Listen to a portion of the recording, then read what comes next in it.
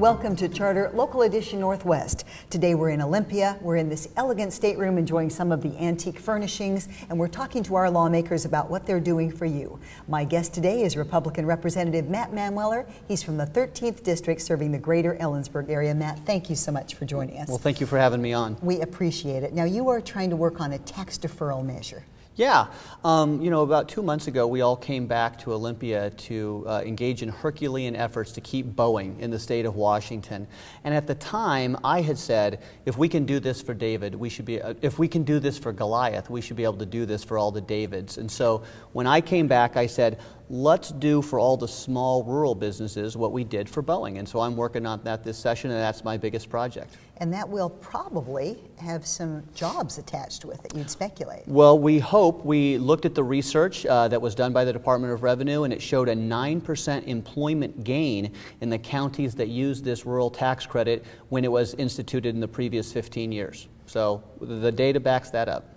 Now we're about halfway through the session. How are you feeling about where we're sitting with our budget discussions? Well, it's a lot easier this year. For the last 6 years, we've come back here and tried to fill holes in the budget because we had less money than we thought. This year, we actually have more money than we thought. So it's always much easier to spend a little bit more than to have to cut from everybody. So I'm thinking we're going to get out of here on time with a little bit of a negotiation, but things are going to be a lot easier this year. That's got to be a bit of a relief. Yeah, after 6 years of having to come back and say who has to take a cut. This year we get to come back and say, okay, who gets a little bit more?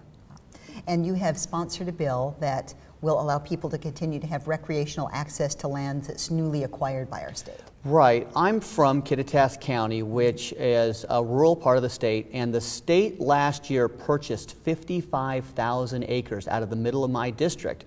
It's a beautiful area, but my citizens want to know that they can still go camping there, still go fishing there, backpacking there, horseback riding. So the bill I introduced preserves that public access. So just because the state owns it, you and I still get to use it.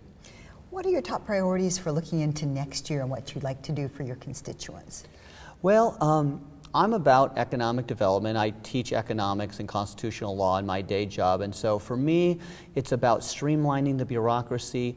It's about reining in some of the unelected bureaucrats. You know, we have a lot of problems where the Department of Ecology, the Department of Labor and Industry comes in and really imposes rules that kill job creation, and they don't get the permission of the legislature a lot. So I would like to see stronger oversight of the unelected bureaucracy. And then you are opposed to tax increases as well. Pretty much, pretty much. Not all the time. I don't like to speak in absolutes. That never gets you anywhere. But I'm pretty much a guy that believes that we can live within the $35 billion budget that we already have. Yeah. There are several issues out there, possibly raising minimum wage, adding some mandatory employment, sick time and vacation time. Where do you stand on some of these proposals? I am strongly against the arbitrary increase in the minimum wage, and the reason I am is, as I said, I've been an economist my whole life, and I know the research, and there is no impact on income inequality from minimum wages. There is no impact on alleviating poverty. There is no job creation that goes with it, and what it generally does do is drive businesses to automate. Basically, they buy machines instead of people, but there is no evidence to suggest that the minimum wage helps anyone. It just moves existing dollars around the table, so I'm against it. Okay, Matt, thank you so much for joining us. I really appreciate it. It's nice to see you It's again. Always a pleasure. Thank you. This is Matt Manweller. He is the Republican representative in the 13th District in the Ellensburg area. I'm Dana Cowley, and you're watching Charter Local Edition Northwest.